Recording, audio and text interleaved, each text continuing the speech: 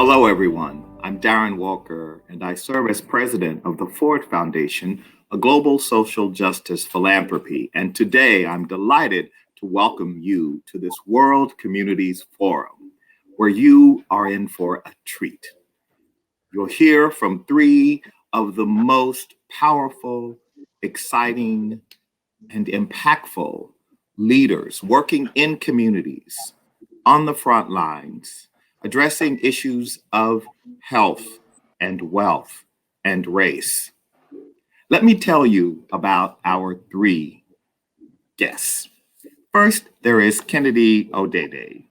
Kennedy is founder and CEO of Shining Hope for Communities, also known as SHOFCO, based in Kenya. As one of Africa's best-known community organizers and social entrepreneurs, he dreamed of changing his community at a young age. With only 20 cents and a soccer ball, he started SHOFCO. And although he was entirely informally educated, Kennedy received a full scholarship to Wesleyan University, becoming one of Kibera's first to receive an education from an American liberal arts institution. Over the years, Kennedy has been awarded many accolades for his groundbreaking work in the community, including the Dell 2010 Social Innovation Competition, the 2010 Echoing Green Fellowship, and being named to Forbes 30 Under 30 list for top social entrepreneurs in 2014. His work has been featured by President Bill Clinton, Madonna, Beyonce, and on multiple occasions by Nicholas Kristof of the New York Times. And his book, A Path Appears, is a must-read. Kennedy speaks 6 languages, is a senior fellow with Humanity in Action, and an Aspen Institute New Voices Fellow. He is also a young global leader at the World Economic Forum and an Obama Foundation Africa leader. Welcome, Kennedy. Next is an icon, Dr. Mosoka Fala, founder and executive director of Refuge Place International. He has started this amazing NGO in Liberia, created to address issues of access to quality, affordable healthcare that impacts maternal and infant mortality in that important country. In 2017, he was awarded the USAID Liberia Health Worker and the Development Person of the Year Award for his work at RPI. Dr. Fala is the former general director of the National Public Health Institute of Liberia. He co-founded in 2017 this organization, and he has dealt with on the front lines the 2014-15 Ebola outbreak that resulted in 11,400 infections and 4,600 deaths in that country alone. For his work, he has been awarded and recognized on many occasions. He was named a Time Person of the Year in 2014. He led the establishment of the first Master of Public Health program at the University of Liberia, where he once served as chair of the biochemistry department.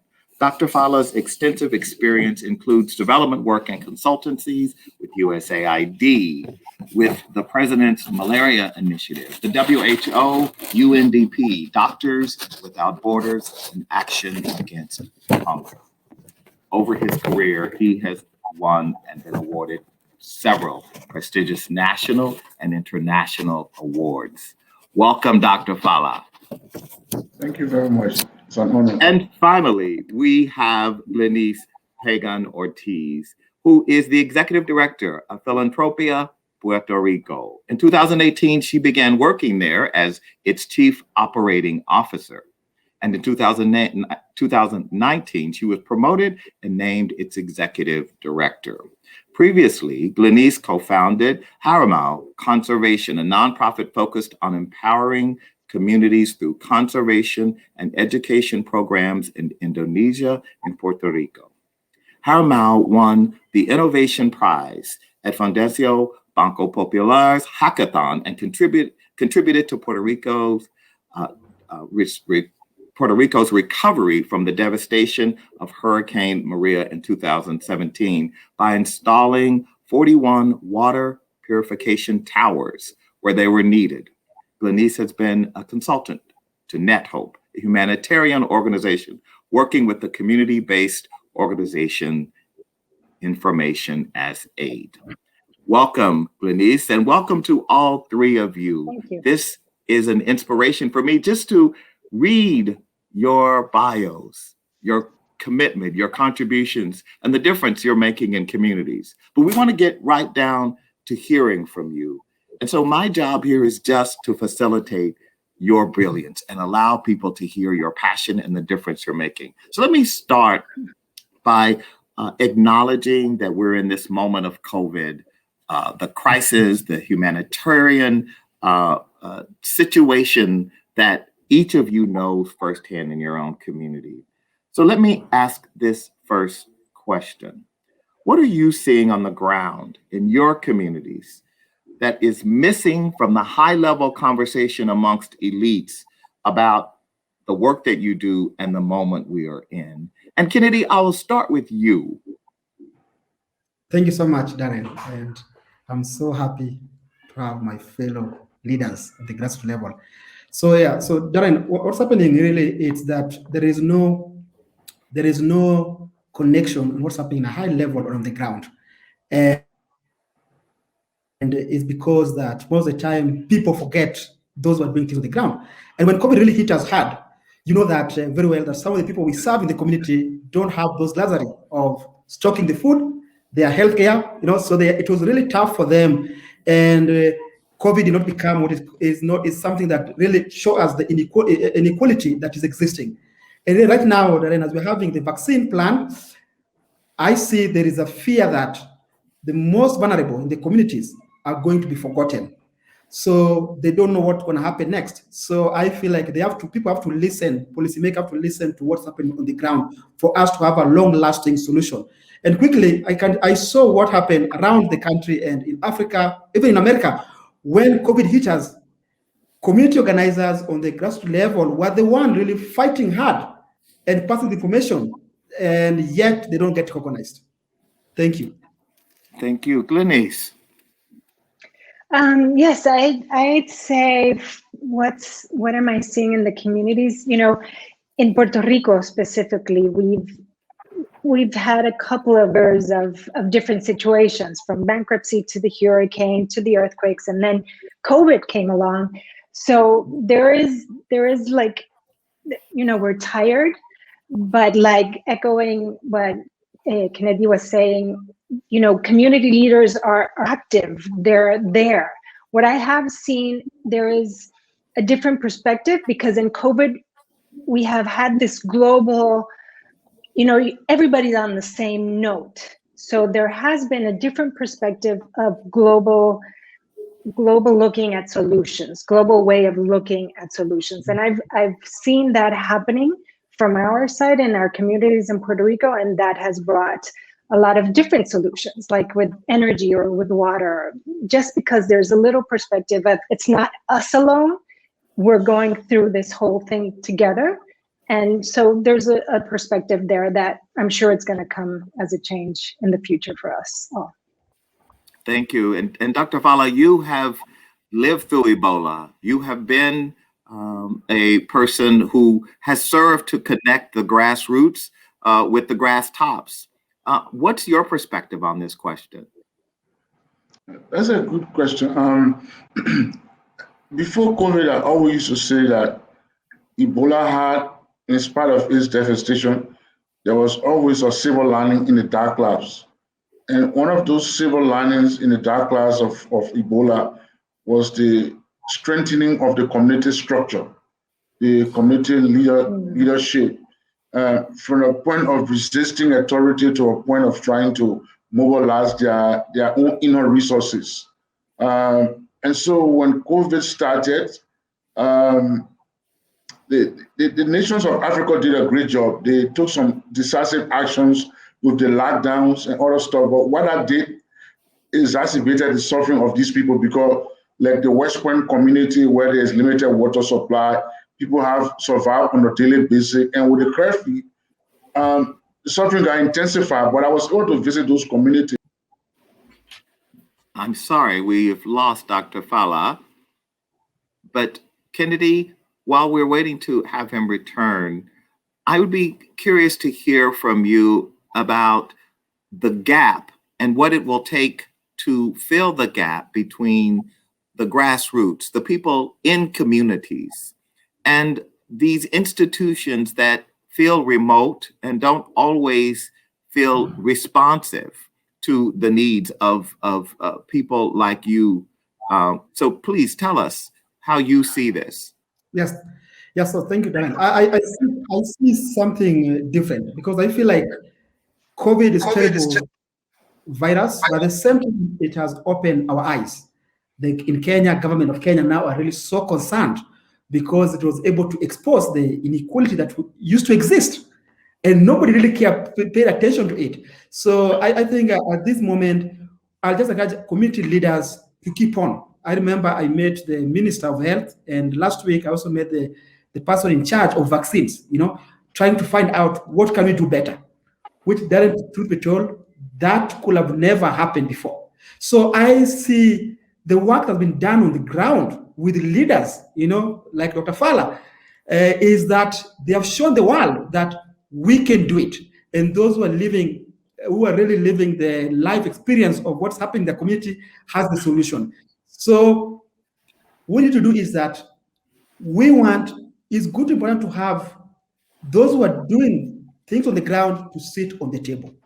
And when you say, Darren, what's happening now? There is a gap. And it's upon the government, it's upon people like you to keep on preaching that, so that if we don't bring them on the table, how do we know how to solve their problems? You know what I mean? So I see that, and I'm really hopeful, and I'm so happy that the way the world is going, things are changing. And we have to keep on the momentum. And I'm asking everyone who's trying to support the communities to really try to listen. And listening is by bringing people to be on the table. Thank you, Kennedy. Dr. Fala, I'm so happy that you can continue, please, what you were responding to my question. Yes, like I said, so some of the actions the countries took, like my country, in order to control or prevent the COVID from amplifying. I think it was driven by some of the fear from Ebola. It was good and well-intentioned, except that the disadvantaged poor communities suffered the most, because then hunger intensified, there's an issue of lack of water and everything. But in spite of those challenges, what I saw as I visited those communities, during Ebola, we organized communities and we gave them T-shirts.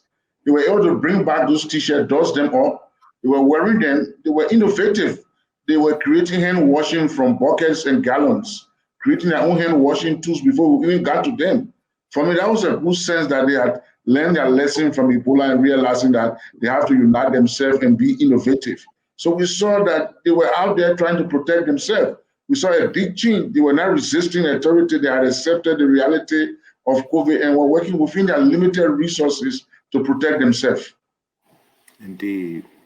Thank you very much. And Glenice, from where you sit there in Puerto Rico, what is the way forward to bridge that gap, as Kennedy was addressing? And I think, just echoing what Kennedy, they need to be at the table. And this is a lot of what I do in my work in philanthropia. I always say I'm a connector and I'm a convener, right? So always looking to connect people and just to convene people, not only to talk about the solutions, but I've noticed that it's important for us all to be at the table, really to identify the problem on occasion. Because once you really identify the problem, it's easier to get a solution with everybody. But I spend most of my time just really being like, have you heard about this? Have you seen this? We should get together. Let's talk about this. I know this is difficult, but let's just come together. I spend a lot of time bringing people together, not necessarily in formal ways of bringing them at a table, but just in different ways, because I think this is when we start closing that gap, right? That you just bring them together. It's not going to happen at the first time, but slowly we continue to talk. And I think Kennedy was saying this as well, that this has given us the opportunity to really start being more aware from each side of talking about things we are not comfortable about, or that we're not comfortable maybe because we don't know, because they're not in our mindset. And we're starting to have, I'm positive, just like Kennedy, because we're starting to have more awareness on all parts to start having better conversations. That's really bringing the gap. It's really those. Glenise, I must ask you, from the perspective of philanthropy, often the convening is not done with the people most impacted at the center. The convening is convening of elites. It's convening of people who are parachuting in to the community, and the people who are in the community are often overlooked. How do we address that reality? Yeah, I think that with organizations like Filantropía Puerto Rico, this is what we live for. And this is kind of how I ended up in. I don't feel myself that I am part of philanthropy, even though I'm the executive director of a philanthropy support organization. But I learned the value very quickly of having to insert certain people or certain problems or conversations in those elite gatherings. So it's interesting because I do my work now in an organization that serves philanthropy, but with a very, I'd say, aware agenda of bringing those people into the conversation, into the awareness. And that's really what Hurricane Maria and now COVID and all the things that in Puerto Rico we've gone through is, and how I got into philanthropy again. It's like, hey, you need to speak with this person. Have you noticed what this is happening? You guys are talking in closed doors. We need to start going out and looking at what other people are doing and what ideas are happening. And that's my focus.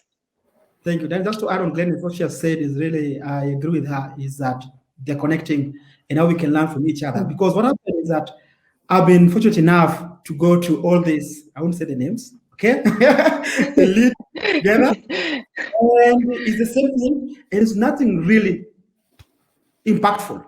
And that's why I'm so happy to have leaders here with me who, with this kind of thing, in this world forum that we are trying to bring together leaders.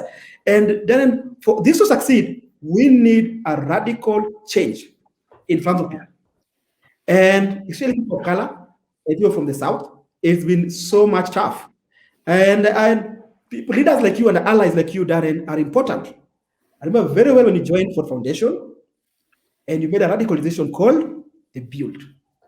Because you knew as a man of color what communities on the grassroots level are going through. They are not like the others one that are well funded. They are from mouth, hand to mouth. They don't know what to, the people need data, M&D. How do they do it? Nobody want to fund that. So Darren, I'm really proud of you for the Build. Yeah. You are very nice, Kennedy, but this is not about me. This is about the three of you. And I want to add something. I do believe, though, that I want to turn to Dr. Fala now, because we are talking about community-based solutions, and each of you are advancing community-based, community-centered solutions. Dr. Fala, as you sit in the important chair that you do, with the view of the world, both local and global, what is your assessment of what is needed as the next step in changing the paradigm? We need a new paradigm. Kennedy has asserted we need radical change. What do you think about this, Dr. Fala? Thank you very much. Kennedy and my colleague have already spoken about it. The danger we face in changing is that we think we know the solution for the people that are going through the problem. We always think for them. And so that was the first mistake I realized from the Ebola that led to the military intervention, and I got involved. When I got involved with the community from Ebola, I had 3 questions. What is your problem with the response? And I would sit down to them, they would tell me their frustration, and I would summarize all of the solutions and all the problems, and I would ask them, please propose for me solutions.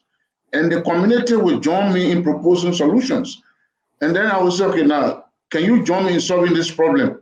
Because they identified the problem, proposed a solution and they saw that I was empowering them for the solution, we succeeded in building trust. These people know the solution. And then let me fast forward to COVID-19. When I decided to go back to the communities to listen to their problems the same way and how to find solution, one of the problems I had was how do they produce masks for the poor people who cannot afford it? I said, you propose to me. They said, okay, we have tailors in the slums, we have seamstresses. You buy the material for us, give it to us, we will sell them for a marginal profit so we get the economy going. And then the second thing I learned when I sat down with the community was I went to visit a clinic and they wrote no mask, no entry, which means if you did not wear masks, you wouldn't enter. You would be surprised to note it was from that little community in that slum that I took the concept and I developed a national no mask, no campaign for the country. So if you went to hotel today, you went to stores, everywhere I brought the ministers of transport together, the police, the justice ministry. I said, I learned this from West Point. They have this in their community saying no masks, no service, no masks, no entry. And we launched a very successful campaign. There were nowhere you went in Monrovia, in the capital, everywhere that you did not see it on taxi and vehicle. Guess where I learned it? In the communities. Going there, sitting with them, finding a solution that have kept them surviving, can really inform. So it has to be a mutually beneficial relationship, bilateral relationship, and not going as an expert, as knowing the solution. Those people have wisdom. They know how to innovate. I think when we listen to them, we are going, like I said, with the No Mask campaign. We got it from them and we're able to amplify it across the country. So it has to be a bi-directional solution. But it's a mindset. We have to tell ourselves that these people have capacity, they can think, they can innovate. And then when we approach them with that respect, they respect us and the environment is created for exchange of knowledge that benefits the society, the country, and the world. Indeed, you're speaking to the inherent wisdom that lies within communities. If we dignify their knowledge, you don't need to have a PhD from Harvard, the public health school, to know what you just described from the community. They knew the solution and you were able to take that solution and scale it. Now, let me ask you, Glenys, as someone who looks at this challenge of scaling, how do you think about moving from just the small project to helping philanthropy to scale? I mean, well, that's easy. That's bringing them together, right? I think that's the way to go. And that's what we do. How to bring them together, that's harder, right? But then again, what skills do you use as a philanthropist? You have a set of skills, obviously, Glenys, you've been successful. What skills are you using to bring people together that you think make a difference? Well, in COVID, it's been Zoom, but I'd say phone calls. It's very different to bring people together in a conference and put community at the center in this big conference versus really having smaller, just very natural conversations. And let's come together and let's go out in the community and meet this person. That's not so easy to do with philanthropy, right? And in Puerto Rico, and we have a special case, but probably in Africa, it's similar. You know, we have our local philanthropy. They know very well their area. They're here, they're strong. And then we had, like you said, a lot of people that came in since Hurricane Maria with good intentions, but everybody has a different agenda. But that is the way to scale up. I need to bring all these people together. I need to leave them with Puerto Rico in their mind. And obviously, globally, it's difficult. But it's showing them solutions. And I'll give you like a small example of community-led initiatives that kind of work and then invites philanthropy to come together and you know, scale up. At least this is how I see it. In Puerto Rico, we lost electricity, full electricity when Hurricane Irma and Maria hit. So this is an issue, and government and corruption and all the other details we're not going to give, but that we might be all aware in our different areas. they're coming to fossil fuel solutions, gas solutions that are going to put us in debt for a long time. The community is saying we want renewables, we want sun, right? This is their proposal. And their proposal is let's put rooftop solar in all the roofs that exist in Puerto Rico. You can be an owner, you might not want to be an owner, but you can be an owner in all roofs. Because when we think about renewable, we probably think about these, massive planes with all these solars, or the windmills, and we're an island. We don't have space for that. So it wasn't until the community came in and saw the problem in a different way and designed it differently that a solution came in. And then philanthropy, you just kind of enamor them and say, hey, this is the real deal. We're really democratizing energy. It's not centralized how it is now. We're not designing the system how it currently is, but in a renewable way. We're really just looking at it differently.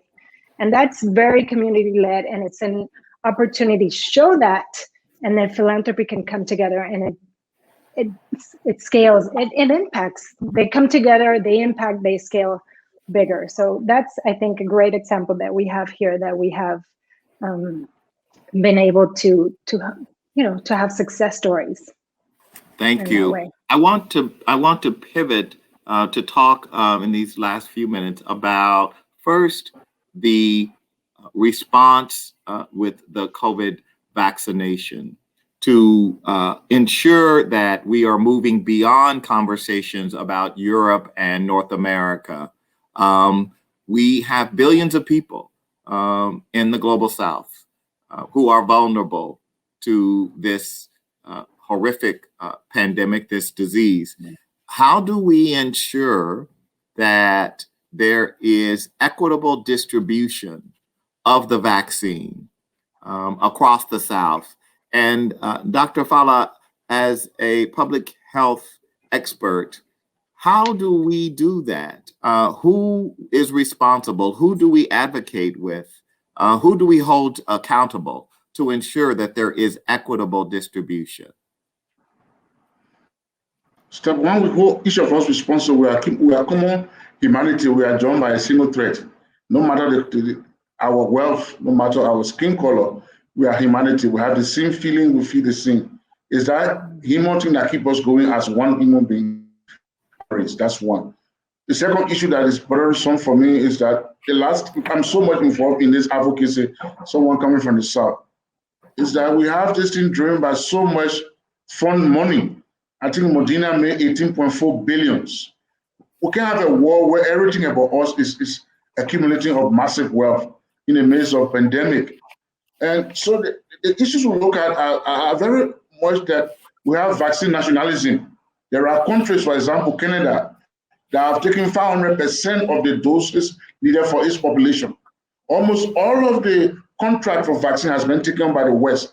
80 to 90% of the vaccine has been taken by the West, more than they need.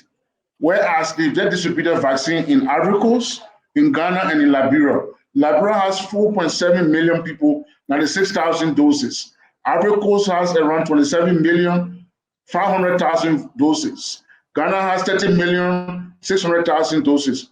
At the current rate of vaccine distribution, it will take us 4.8 years to bring vaccine to the global south. Time is not in our favor. The variant strains are growing. Now there are evidences that are showing that basically if these strains grow, whatever vaccine we create will not be efficacious. They will not even protect those who are vaccinated. So there are a couple of things we are asking the world. One, for once in your life, is there a way you can redistribute or share the IP, intellectual property, so that it's not guided so much by profit? Can you share the technology? Because South Africa and India has already asked for the IP, but they were denied at the last World Trade Organization conference. They are saying, give us the IP, we can manufacture vaccine. That's one. The countries that are getting the vaccine hoarding, like Canada and most of the countries that are hoarding vaccine, those vaccines will become less effective if we have a resistant strain. Give it to the poor. That's the other option there. Try to make donations to this country, because I have to say, to the credit of the African country, they went through a lot to protect themselves. They shut down their airports, their land, they have curfew. So that has heavily impacted the economies.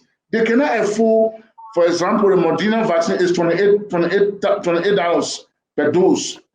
The Pfizer vaccine is about $15 per dose.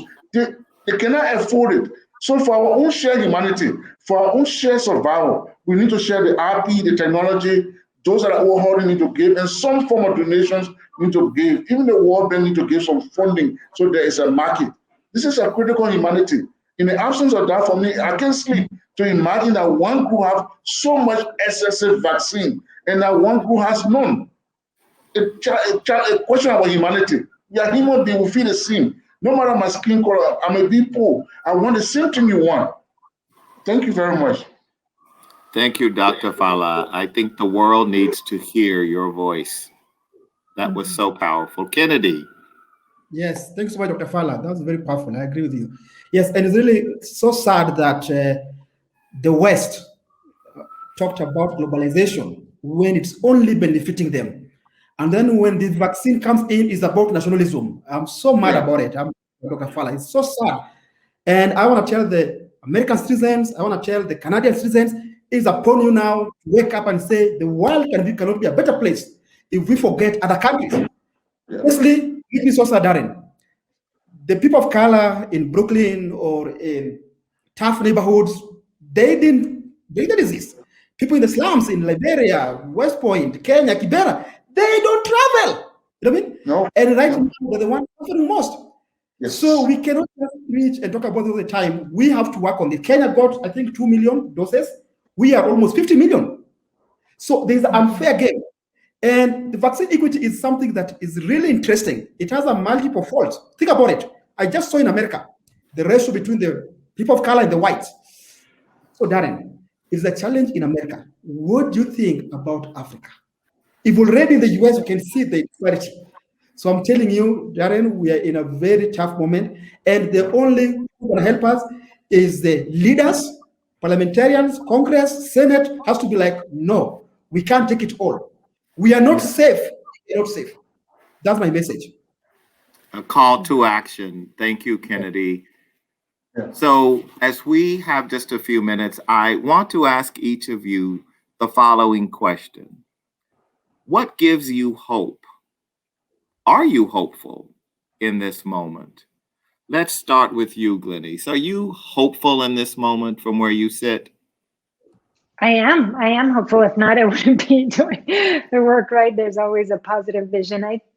I truly think that the world is changing. We're changing. We're coming together. At least I decide to see it that way. We are much more aware of inequalities, of situations, not only in our little community, but globally. And we need to change that, just like Dr. Fala was saying, we need to start seeing each other as human. And I trust that we're going in that direction, and that will just change our mindset and how we treat each other, how we treat the planet, and how we interact. So that brings me hope. It's not going to happen tomorrow, but we're in that direction. Thank you, Glenys.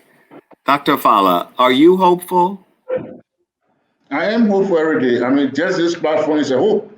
The fact that Kennedy will reach out to us. In fact, the first network meeting that Kennedy had that I joined, as I listened to people all across different communities in the North sharing their experience when we had the first meeting that Dr. Kennedy hosted on this global forum, I was inspired that in all of the challenges, every nook and corner on this planet, someone is moving to make a change. Someone feel a moral obligation. That gives me a hope that the platform that the Global Community Forum will give me, that we are using our innovation to come together. And even the advocacy group that I created for also advocate for the vaccine. I have doctors from all planets, they feel the same. Those from the South that I worked with, doctors and scientists, they all feel the same. So we have people that share the pain that we share. And you know, someone said revolution started when 5% of any group decided to make a change. And I think we are more than 5%. We say the same language, we feel the same things. Because of that, I have hope that we're going to make this world a better place.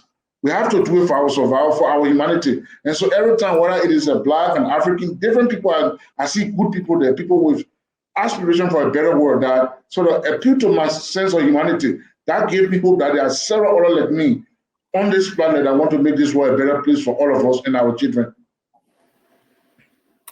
Kennedy, what about you? Are you hopeful? If you're not, why not? I am hopeful, and it is driven by technology. Dr. Fowler agreed with me that we'll never know what's happening in Canada, the vaccine. But because of social media technology, we can see this. We have seen how police, Black Lives Matter, they were treating people in America.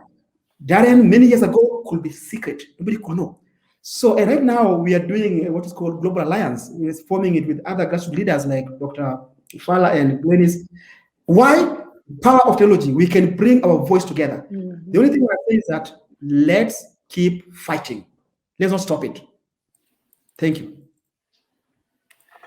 Well, thank you. I must say that this first inaugural World Communities Forum is a much needed intervention in the world today, because this is a time when it is sometimes difficult to be hopeful.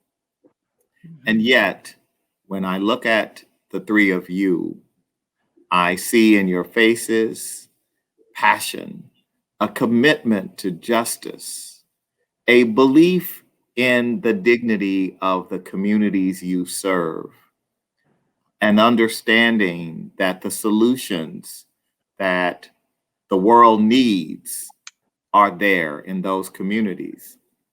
And you recognize that through authentic leadership, through leadership that reflects the communities that you serve, it is possible to imagine a future with more justice, a future with more equity, more equality.